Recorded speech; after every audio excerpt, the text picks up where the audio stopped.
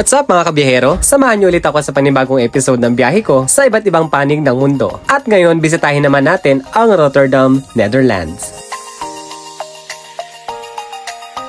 Mga kabiyahero, I've been here twice in Rotterdam. Pero masasabi ko na kahit ngayon ang pangatlong beses ko na nandito, ngayon ko pa lang siguro may ikot ang Rotterdam.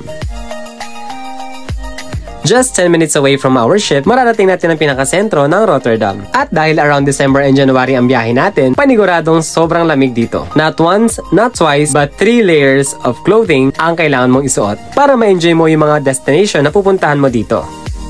At syempre, ang una sa ating listahan, ang tinatawag nila na Showcube. Pagpasok mo pa nga lang sa lugar na ito, ay kitang-kita mo na ang kaibahan. Ibang-iba sa mga normal na building dito. Ang Showcube ay pinaghalong apartment o pinapaupahan at mga small shop na nirerentahan ng mga tao dito. At dahil nga ang gusaling ito ay namumukod tangi at kakaiba, isa ito sa mga naging sentro ng atraksyon para sa mga turista.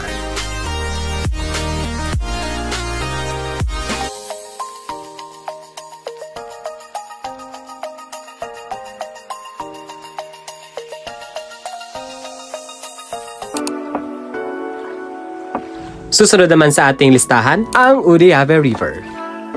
Taglay ng ganda ng Netherlands ang ganitong mga river, mapa Amsterdam or Rotterdam. Bukod sa vintage and aesthetic ang ganda, napapakinabangan din ito ng mga mangingisda at ng mga tao rito na nagpaparenta ng kanilang bangka. Nakadagdag din sa ganda ng lugar na ito ang mga kainan at tambayan.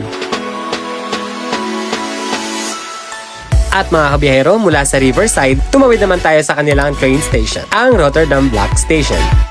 Ito ay underground train at isa sa pinaka-efficient and pangunahing transportasyon dito sa Rotterdam. Medyo nilalamig na ako mga kabiyahero, pero syempre, tuloy pa rin ang ating biyahe para naman makita natin kung ano ang meron dito sa Rotterdam. And alam nyo mga kabiyahero, habang kayo ay naglalakad, mafe-feel nyo talaga na nasa Europe kayo dahil sa tanawin at sa klima. Habang kayo ay naglalakad mga kabiyahero, madadaanan nyo ang Nornskerk Gothic Church at isa ito sa pinakamalaking Gothic Church dito sa Rotterdam. Next stop is Hoekstra o ang tinatawag nila na Hog Street, kung saan ito ang pinakamalaki nilang street market na pwede mong puntahan katulad ng malalaking malls at market, branded clothing, mga sikat na restaurant at fast food chain, at higit sa lahat, yung pwedeng tambayan.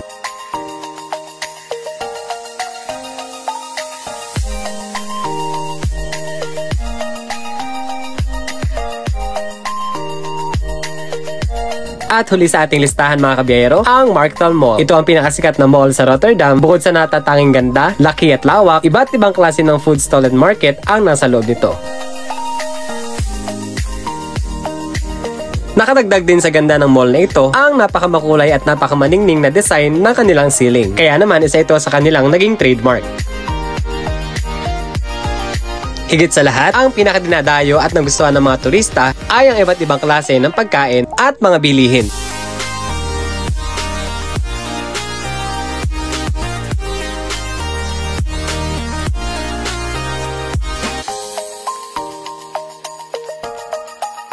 O mga kabiyahero, sulit na naman ang ating pagbiyahe dito sa Rotterdam. Dahil bukod sa na-experience nating klima at ganda ng lugar, nakakita na naman tayo ng panibagong pamumuhay sa ibang lugar. At sigurado ako sa ganda ng Rotterdam, pwede nyo na itong ilagay sa inyong travel bucket list. Hanggang sa mga susunod ko na biyahe mga kabiyahero, samahan nyo akong libutin at tingnan ang ganda ng mundo.